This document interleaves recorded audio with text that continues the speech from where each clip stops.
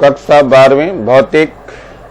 मैं R S प्रसाद sir आज आप लोगों को विद्युत धारा का चुंबकीय प्रभाव कराने जा रहा हूं, जिसका भाग 2 है। चलिए देखते हैं इसमें क्या है। तो सबसे पहले है एक परिनलिका की लंबाई 20 सेंटीमीटर। तो लंबाई लेके चल रहा हूं 20 सेंटीमीटर। 20 सेंटीमीटर इसको मीटर में बदल लेते हैं तो 0.2 मीटर हो जाएगा। ये लंबाई एल आ गई है तथा त्रिज्या इसकी 2 सेंटीमीटर है, यानी आर जो है वो 2 सेंटीमीटर है। तो इसको बदल लेते हैं तो 0.02 मीटर हो जाएगी त्रिज्या इसकी। चलिए, इसमें तार के 5000 फेरे लपेटे गए हैं। तो n का मान जो होता है 5000 बटे और जो लंबाई थी वो आ जाएगी, यानी कि 0.2 आ जाएगी।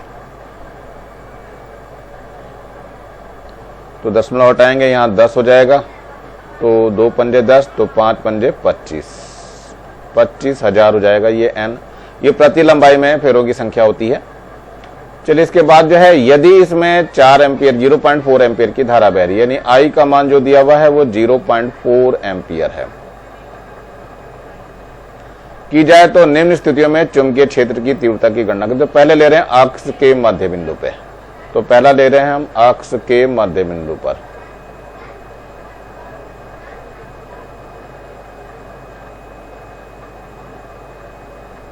मध्य बिंदु पे B का जो सूत्र होता है वो आपको याद होना चाहिए, μ0 NI होता है। तो पहले इसको सही कर लीजिए, μ0/4 पाई कर लेते हैं और यहाँ 4 पाई N और I हो जाएगा। तो मान रख लीजिए, इसका मान होता है 10 की घात -7 और ये 4 हो गया और ये है 3.14। N का मान अभी देखा था 25,000 था और I का मान भी आपको पता था, ये है कितना 0.4 एम्पियर। तो यहाँ 0.4 हो जाएगा। अब इसको हल करना बाकी है, तो हल करने पे ये जो आएगा ये आएगा 1.256 हो जाएगा और इंटू 10⁻² टेस्ला। ये इसका आंसर हो जाएगा। तो मेरे ख्याल से समझ में आ गया होगा बच्चों, कोई दिक्कत नहीं है। सेकंड पार्ट देखिए क्या है, सिरे पर।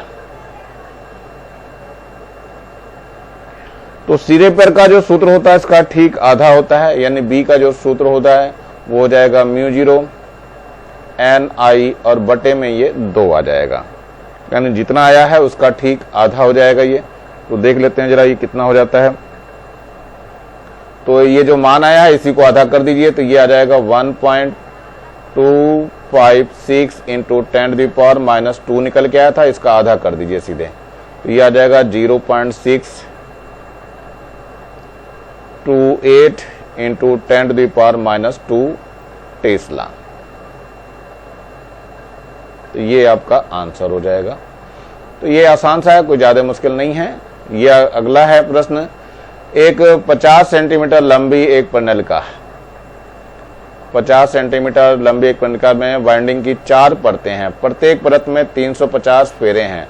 निम्नतम परत की त्रिज्या 1.4 सेंटीमीटर है। यदि धारा का मान 6 एम्पियर हो तो निम्न स्थितियों में चुंबकीय क्षेत्र की तीव्रता ज्ञात कीजिए।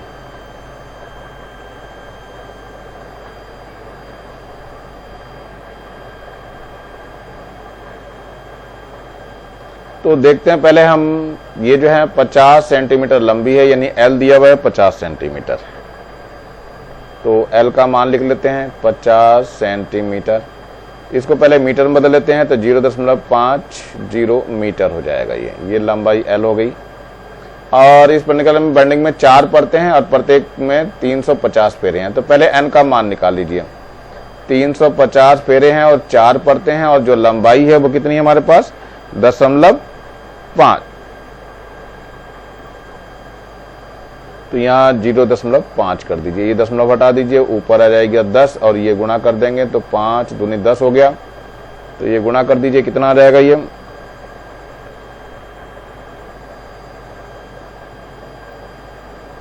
आ जाएगा आपका 2800 आ जाएगा। ये 2800 चक्कर प्रति मीटर आ जाएगा। तो ये N आ गया आपका, निकल के आ गया। बाकी I का मान, ये परत की त्रिज्या भी दे रखी इन्होंने, ये R का मान है 1.4 सेंटीमीटर। इसको मीटर में बदल दीजिए तो 0.014 मीटर हो जाएगा ये। तो सबसे पहले ले रहे हैं परिनलिका के केंद्र पर चुंबकीय क्षेत्र निकालना है। पहले वाला पार्ट जो है परिनलिका के केंद्र पर, तो फर्स्ट पार्ट लेके चल रहे हैं। केंद्र पर क्या होता है सूत्र वो आप लोगों को अच्छी तरह से पता है। B बराबर है म्यू 0 n I, ये सूत्र होता है म्यू 0 n I। तो देखते हैं इसको सही कर लीजिए। तो म्यू 0 अपॉन 4 पाई हो जाएगा और यहाँ पे भी 4 पाई करना पड़ेगा इंटू एन आई हो जाएगा। तो ये मान रख लेते हैं। मान इसका कितना हो जाएगा 10 टू द पावर -7 हो जाएगा। 4 अपनी जगह रहेगा। पाई का मान 3.14 हो गया और n का मान जो है वो 2800 है, ये 2800 और I का मान 6 एम्पियर था। देखो यहाँ पे ये रहा 6 एम्पियर, तो I बराबर है 6 एम्पियर। तो यहाँ पर 6 एम्पियर भी कर दीजिए। अब ये चूंकि पाई का मान 3.14 ना लेकर के हम 22/7 लेंगे क्योंकि 2800 कट जाएगा आराम से, तो इसको हम पहले कर लेते हैं सही। तो ये 7 चौक 28 हो जाएगा, 400 हो जाएगा। अब इसमें गुणा करनी है, गुणा करके जो है आएगा आपका ये 2.1 आएगा और इंटू 10 टू द पावर -2 आ जाएगा और यूनिट जो है इसकी टेस्ला है। तो ये आपका आंसर हो जाएगा। ये तो फर्स्ट पार्ट था। सेकंड पार्ट है सिरे के पास अक्ष पर।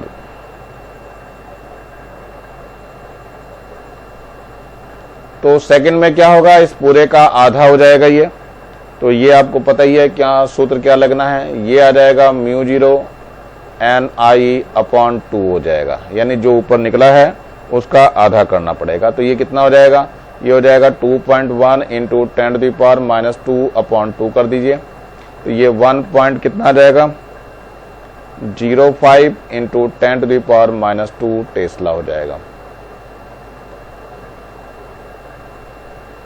अब ये कह रहे हैं केंद्र के पास परिनलिका के बाहर चुंबकीय क्षेत्र की तीव्रता बतानी है।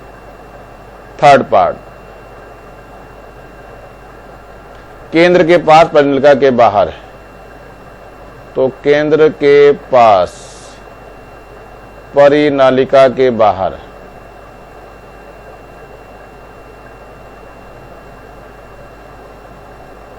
अब बाहर आ गया तो बाहर तो तीव्रता केंद्र की तुलना में नगण्य होती है कि बाहर चुंबकीय क्षेत्र की तीव्रता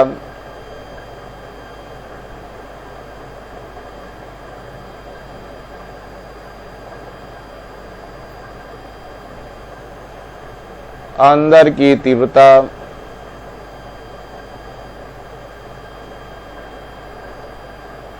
की तुलना में नगण्य होती है, मतलब ये 0 ही मानी जाएगी आपकी। चलिए नेक्स्ट पे चलते हैं हम लोग। एक टोरॉइड के क्रोड की आंतरिक त्रिज्या 25 सेंटीमीटर है। तो R जो दे रखा है वो 25 सेंटीमीटर ले रहे हैं हम। तो इसको मीटर में बदलेंगे तो 0.25 मीटर हो जाएगा। और बाह्य त्रिज्या इसकी कितनी है 26 है। तो एक को R1 कर दीजिए, एक को R2 कर दीजिए। तो ये होगी 26 सेंटीमीटर। इसको भी मीटर में बदल दें तो 0.26 मीटर हो गया। ये R2 हो गया आपका। इसके बाद क्या करें हैं, इसमें तार के 3500 लपेटे गए हैं तेरे।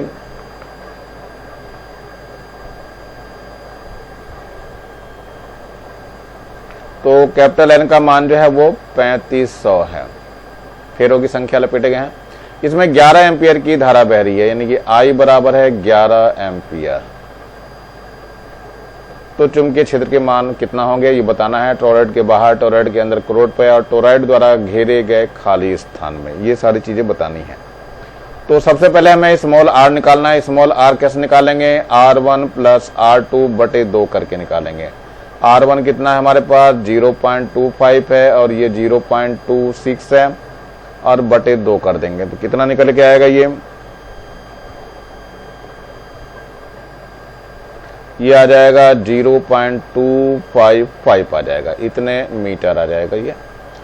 तो चलिए देखते हैं अब आपके पास अब फेरों की संख्या स्मॉल n जो निकालनी होती है वो क्या आता है कि n जो है वो वास्तव में एक मीटर की लंबाई पे होता है, तो ये n बटे कितना हो जाएगा 2 पाई r हो जाएगा।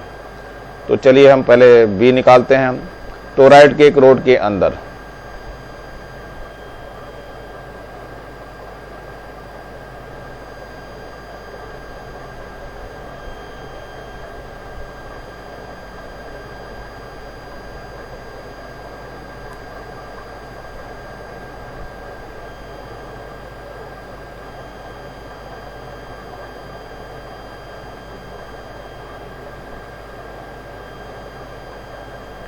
टोरॉइड की रोड के अंदर जो B का जो सूत्र होता है वो μ0 NI होता है, तो रख दीजिए। तो इसको पहले सही कर लेते हैं। तो ये हो जाएगा μ0 अपॉन 4 पाई कर देंगे और यहाँ 4 पाई n हो जाएगा और I रह जाएगा।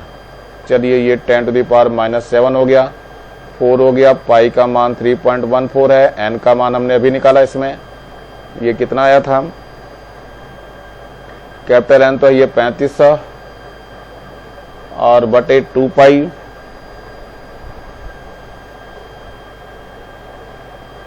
और r का मान रख दीजिए तो 0.255 ये रख दीजिए यहाँ पे। तो ये हो जाएगा कितना आपका n की जगह आ जाएगा ये 3500 आ जाएगा और बटे में कितना आ जाएगा 2 पाई आ जाएगा और इंटू 0.255 हो जाएगा। तो ये पाई से तो ये पाई पूरा कट जाएगा और 2 से ये 2 कट जाएगा, 2 आ जाएगा। अब ये डेसिमल हटाएंगे तो ऊपर 0 आ जाएंगे 3 और ये फिर काटे जाएंगे। चलिए इनकी गुणा भाग आप लोग कर लेंगे। तो गुणा भाग करने पे आ जाएगा 3.02 गुणा 10⁻⁻2 टेस्ला। ये आपका आंसर हो गया। ये टोरॉइड द्वारा घेरे गए, यानी थर्ड जो है आपका टोरॉइड द्वारा घेरे गए खाली स्थान में चुंबकीय क्षेत्र का मान 0 हो जाएगा। थर्ड में क्या होगा, बी जो है आपका 0 हो जाएगा। टोरॉइड के बाहर यानी कि फर्स्ट वाला भी आपका बी 0 ही होगा। तो ये दोनों के दोनों अंदर या बाहर लेंगे खाली स्थान में तो ये 0 इसका आंसर आ जाएगा। तो आप लोग इसको आसानी से कर सकते हैं, कोई दिक्कत नहीं आनी चाहिए। चलिए आगे देखते हैं हम लोग।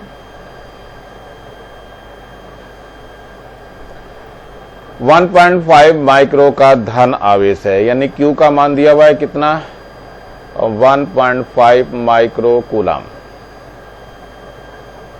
इसको सही कर लीजिए तो 1.5 इंटू 10⁻⁻6 कूलम हो जाएगा। ये Q का मान मिल गया हमें।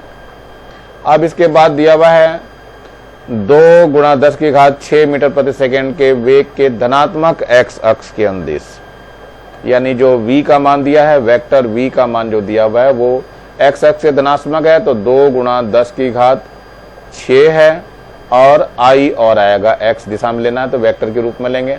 कितने मीटर प्रति सेकंड हो गया। आकाश के चुंबकीय क्षेत्र B का मान इतना है तो B में देख लेते हैं। B हमारे पास कितना है, ये है 0.2 J है और प्लस 0.4 K है। आवेश पर कार्य करने वाले लॉरेंज बल की गणना करनी है। तो चलिए लॉरेंज बल को देख लेते हैं क्या होता है। तो लॉरेंज बल का जो सूत्र होता है वो वेक्टर फॉर्म में ये दिया जाता है। तो F बराबर कितना हो जाएगा, Q आ जाएगा और V क्रॉस B आएगा। ध्यान रखना बच्चों, V क्रॉस B आएगा, B क्रॉस B नहीं करेंगे। तो इसमें मान रखना चालू करना चाह रहा हूं मैं। तो Q का मान है 1.5 इंटू 10⁻⁻6 है और ये V का मान कितना दिया हुआ है, V का मान है 2 गुणा 10⁶ I और क्रॉस के साथ क्या लेना है हमें, क्रॉस के साथ ले लीजिए कितना कितना है, ये हो गया 0.2 J है और प्लस 0.4 K है। इसमें ध्यान रखना है, अब ये क्रॉस पूरे पे चलेगा तो I क्रॉस J तो है, K होता है। ध्यान रखना ये I क्रॉस J जो है वो क्या होता है, K के इक्वल होता है और I क्रॉस K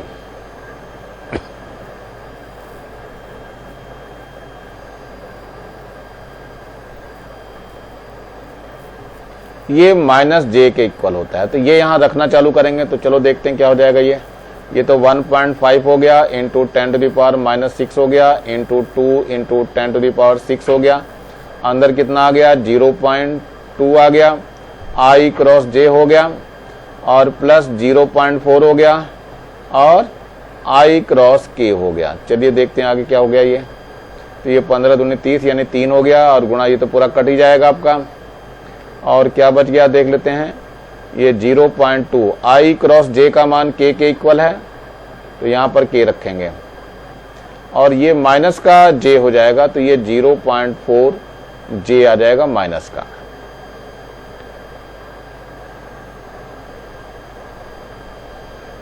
इसके अंदर गुणा कर दीजिए तो 0.6 के हो जाएगा और माइनस का ये 1.2 जे हो जाएगा। तो इसको थोड़ा सही करके लिख सकते हो या इतने न्यूटन लिख दीजिए, ये आपका आंसर हो जाएगा। एक अल्फा कण 12 वेबर प्रति मीटर स्क्वायर की तीव्रता वाले चुंबकीय क्षेत्र में चल रहा है, यानी ये बी दिया हुआ है तो बी का मान लिख दीजिए। कितना है 12 वेबर प्रति मीटर स्क्वायर। चुंबकीय क्षेत्र में चुंबकीय क्षेत्र से 45 सेंटीमीटर त्रिज्या वाले हैं, यानी आर दे रखा है इन्होंने 45 सेंटीमीटर। तो इसको बदल दीजिए मीटर में तो 0.45 मीटर हो गया, ये आर का मान हो गया। त्रिज्या वाले वृत्तीय मार्ग में चले तो कण की चाल और आवर्तकाल ज्ञात करना है, यानी v बताना है और आवर्तकाल कैपिटल T का मान बताना है। तो चलिए इसमें सूत्र जो लगना होता है वो mv², अभिकेंद्र बल है mv²/r, और जो त्वरण बल होता है वो qvb होता है। तो v से v कट जाता है, क्या बच जाएगा v का मान? v का मान जो आ जाएगा वो qbr/m हो जाएगा। तो मान रखना रह गया है। अल्फा कण पे 2 इलेक्ट्रॉन के बराबर आवेश होता है तो Q के मान जो है वो 2e हो जाएगा, यानी ये 3.2 इंटू 10⁻⁻19 कूलम हो जाएगा। चलिए ठीक है, इतना 2 चीजें मिल गई और m का मान भी हमें पता ही होता है। अल्फा कण का जो द्रव्यमान होता है वो 4 गुणा 1.67 इंटू 10⁻⁻27 kg होता है। ये सारे मान इसमें रखे जाने हैं तो v का मान निकल जाएगा। तो v बराबर कितना हो जाएगा, q का मान रख दीजिए 3.2 इंटू 10⁻⁻19 हो जाएगा और b का मान भी हमने निकाल रखा है। यहाँ पे कितना है b का, 12 वेबर है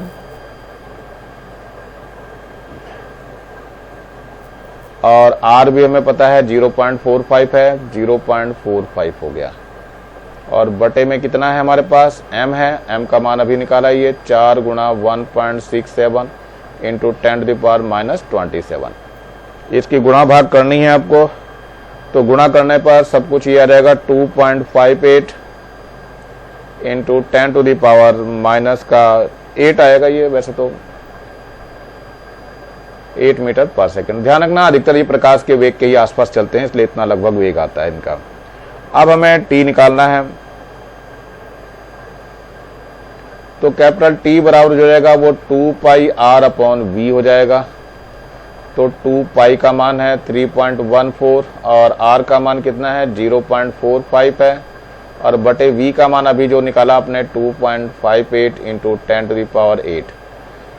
ये भी गुणा भाग करके देना है इसको, तो ये आ जाएगा 1.095 इंटू 10⁸ सेकेंड।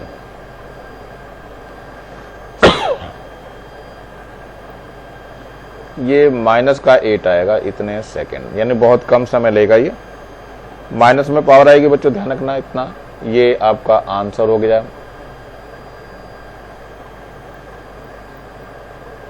एक साइक्लोट्रॉन की दोलनीय आवृत्ति 10 मेगाहर्ट्ज है, यानी ये आवृत्ति है, n कहना चाहिए इसको।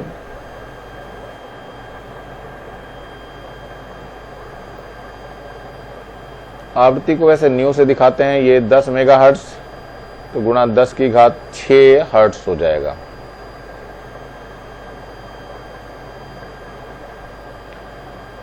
प्रोटॉन को त्वरित करने के लिए प्रयुक्त चुंबकीय क्षेत्र का मान कितना होना चाहिए, यानी कि बी का मान कितना होना चाहिए बताना है।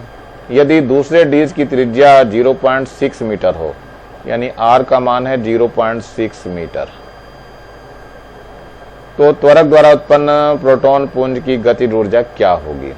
ई का मान दे रखा है इन्होंने और एमपी भी दे रखा है इन्होंने। तो ये एमपी का मान दिया हुआ है, ये एमपी है मास ऑफ प्रोटॉन, और ये इलेक्ट्रॉन पे चार्ज दिया हुआ है पूरा का पूरा।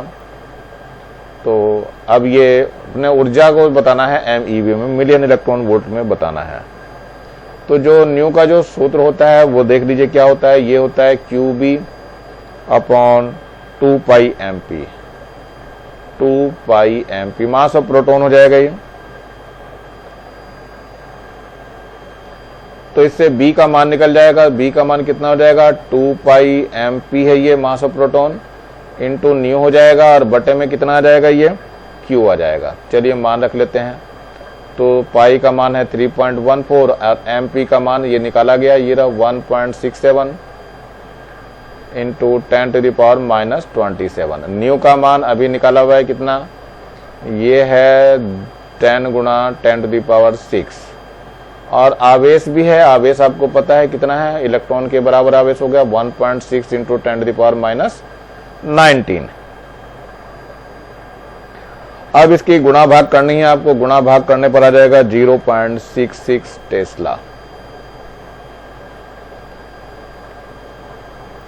ये आपका एक आंसर आ गया इसका। अब ये पूछ रहा है ऊर्जा, तो ऊर्जा के लिए जो सूत्र होता है वो भी लगा लीजिए आप। E बराबर जो सूत्र होता है वो होता है Q², B² होता है और R² होता है, और बटे में 2MP। मान रखने पड़ेंगे इनमें सबको, तो मान रख लेते हैं जरा। Q का मान है 1.6 इंटू 10⁻⁻19, इसका तो स्क्वायर हो जाएगा। B आपको पता ही है, B कितना था, ये जो भी निकला 0.66, तो ये हो जाएगा 0.66, इसका स्क्वायर हो जाएगा। और R आपको पहले ही पता है 0.6 है, तो 0.6 का स्क्वायर हो जाएगा ये। अब बटे में 2MP है, तो 2MP कितना है, 1.67 इंटू 10⁻⁻27 है। अब ये सब गुणा भाग करके जो है कितना आएगा, ये जो भी कुछ आएगा इसकी गुणा भाग करके देखेंगे तो 1.2 इंटू 10⁻⁻12 जूल आ जाएगा ये। लेकिन इसको मिलियन इलेक्ट्रॉन वोल्ट में बदलना है, तो 1.2 इंटू 10⁻⁻12 को गुणा करनी पड़ेगी। किससे भाग करना है इसमें, कितने से, 1.6 इंटू 10⁻⁻19 से भाग करेंगे तो ये इलेक्ट्रॉन वोल्ट में चेंज होगा। और मिलियन में चेंज करने के लिए 10⁻6 से और डिवाइड करेंगे, इंटू 10⁻6 से और कर देंगे तो ये MeV में चेंज हो जाएगा। तो ये गुणा भाग करके जो आएगा 7.5 MeV, मिलियन इलेक्ट्रॉन वोल्ट, और यही आपका आंसर हो जाएगा। ध्यान रखना 1 MeV जो है वो क्या होता है, ये होता है 1.6 इंटू 10⁻⁻19 होता है, इंटू 10⁻6 भी होता है, इतने जूल के बराबर होता है। ये याद रखना पड़ेगा आप लोगों को, ये हर जगह काम आता है अधिकतर, तो ये संख्या आपको याद रखनी पड़ेगी। चलिए आगे चलते हैं जरा हम लोग।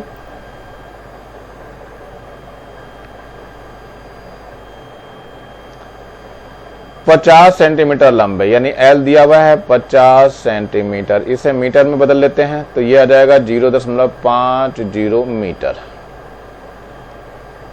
30 मिली एम्पियर की धारा बह रही है, यानी I का मान दे रखा है 300 मिली एम्पियर। इसको एम्पियर में बदल दिए तो 0.3 एम्पियर हो जाएगी। I मिल गई हमें। और इसके बाद जो है यदि तार को 10 वेबर, यानी B है ये 10 वेबर प्रति मीटर स्क्वायर, 10 वेबर प्रति मीटर स्क्वायर के चुंबकीय क्षेत्र के लंबवत रखा जाए, यानी थीटा जो है आपको 90 दे दिया है।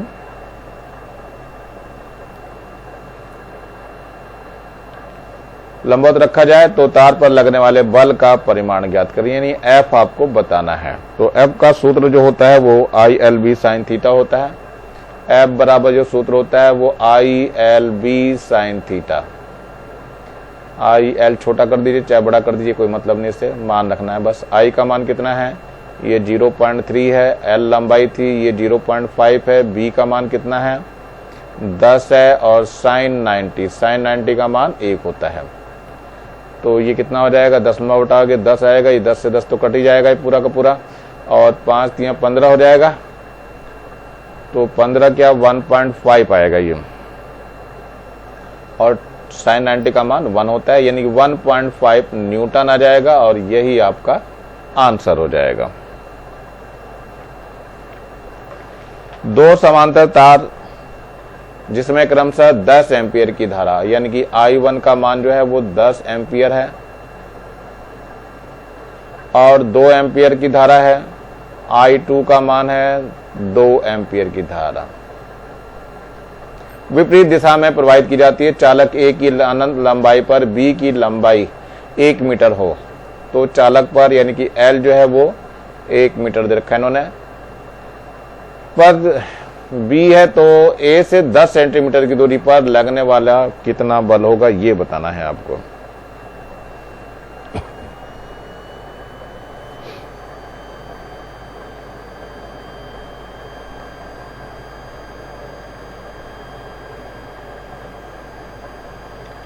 D का मान दिया है 10 सेंटीमीटर, बदल दीजिए 0.1 मीटर हो गया।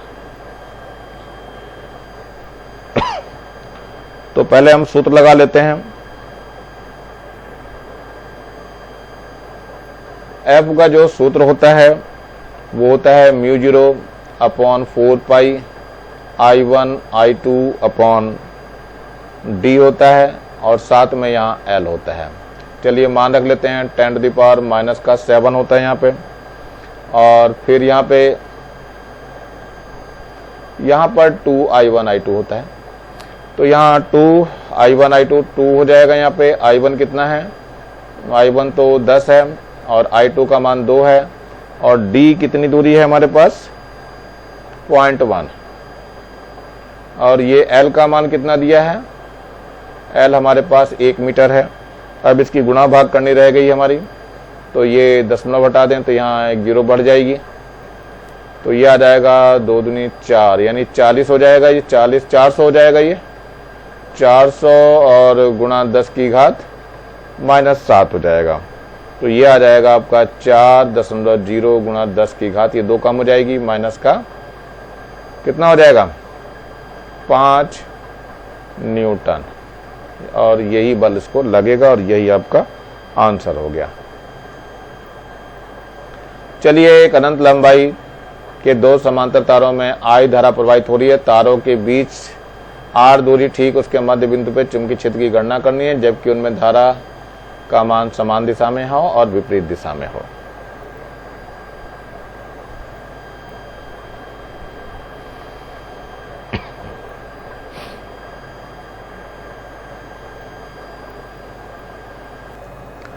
तो पहले हम चित्र बना लेते हैं। चित्र में ये तार मैंने दिखा दिए हैं, ये 2 तार हैं, ये ऐसे।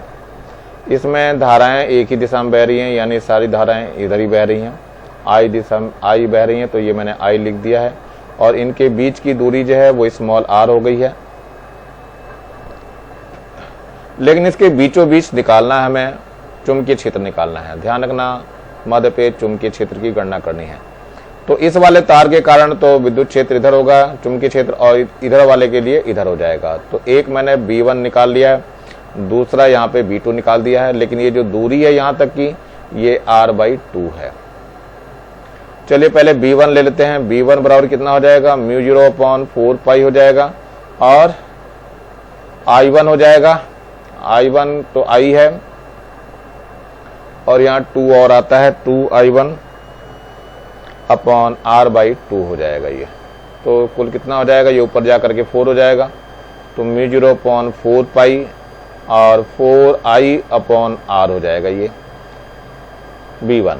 इतना ही B2 भी आ जाएगा, μ0 अपॉन 4 पाई और 4I अपॉन R हो जाएगा। कब है ये, जब धाराएं एक ही दिशा में हैं। ये पहले वाले केस में लेके चलें जब धाराएं, लेकिन ये चुंबकीय क्षेत्र तो विपरीत दिशा में हो गया, तो B नेट जो निकलेगा वो B1 माइनस B2 हो जाएगा।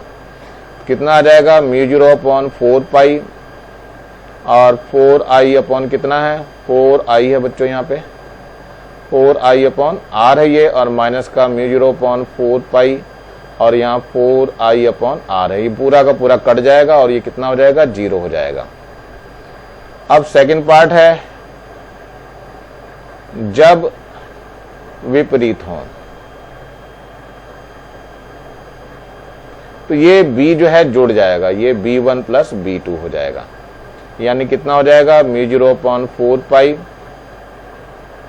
4i upon r plus mu 0 upon 4 पाई 4i अपॉन r हो जाएगा। तो जुड़ करके ये डबल हो गया म्यू 0 अपॉन 4 पाई और 4i अपॉन r हो जाएगा। तो ये इधर कट के कितना हो जाएगा 4 से 4 काट दीजिए, तो कितना हो जाएगा 2 into mu 0 i upon pi r, और यही आपका आंसर हो जाएगा।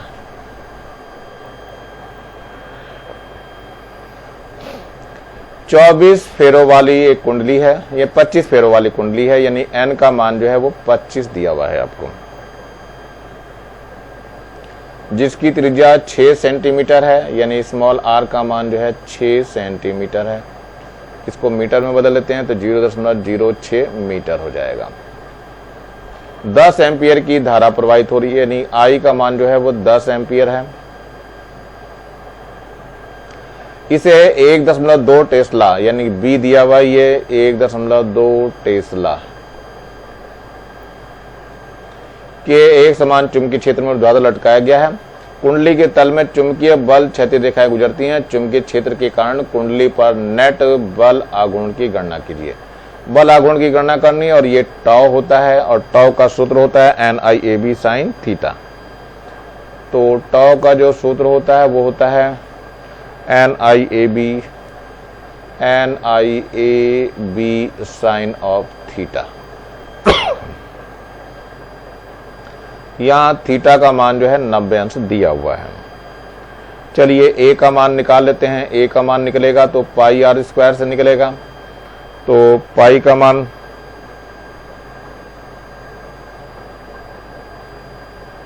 तो ऐसे रहने दीजिए, और 0.06 का स्क्वायर कर लेंगे हम, इतना मीटर स्क्वायर होगा। चलो मान रख लेते हैं यहाँ पे। n का मान कितना है हमारा, n है n फेरों की संख्या ये दी हुई है 25 हो गया। I का मान 10 एम्पियर है, तो गुणा 10 कर दीजिए। a का मान ये भी निकाला है हमने, कितना है पाई इंटू 0.06 का स्क्वायर, और a निकल गया आपका, और b और बचा हुआ है। b आपका कितना 1.2 टेस्ला है, यहाँ पे 1.2 है, और ये साइन कितना हो जाएगा 90 डिग्री हो जाएगा।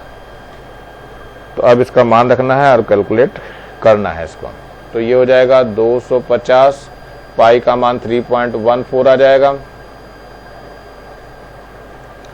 और इसकी गुणा उणा करनी है आपको, तो 0.06 हो जाएगा इंटू 0.06 हो जाएगा, फिर 1.2 हो जाएगा, और साइन 90 का मान 1 हो जाएगा। जब इसकी गुणा करेंगे तो ये 3.4 न्यूटन मीटर इसका आंसर आ जाएगा, और यहीं पे ये समाप्त हो जाएगा। इतना ही इसको करना होता है, ज़्यादा नहीं करना है। ये एक्सरसाइज इसको अभी फिलहाल मैं यहीं रोक रहा हूँ। नीचे लाल रंग का बटन दिखाई दे रहा है, इसको दबा के सब्सक्राइब कर लगे, और ज़्यादा से ज़्यादा बच्चों को शेयर करोगे, जिससे ज़्यादा बच्चों को फायदा हो सके। और मेरे वीडियो को कम से कम लाइक करोगे और कमेंट्स भी करोगे, चाहे जैसा भी लग रहा है आप लोगों को, और बेल आइकन को भी दबा लेंगे, जिससे कि मैं कोई नया वीडियो डालूँ तो आप लोगों को नोटिफिकेशन सबसे पहले मिल सके। Thank you, have a nice day. इसी के साथ मैं RS प्रसाद सर आज का वीडियो यहीं समाप्त करता हूँ।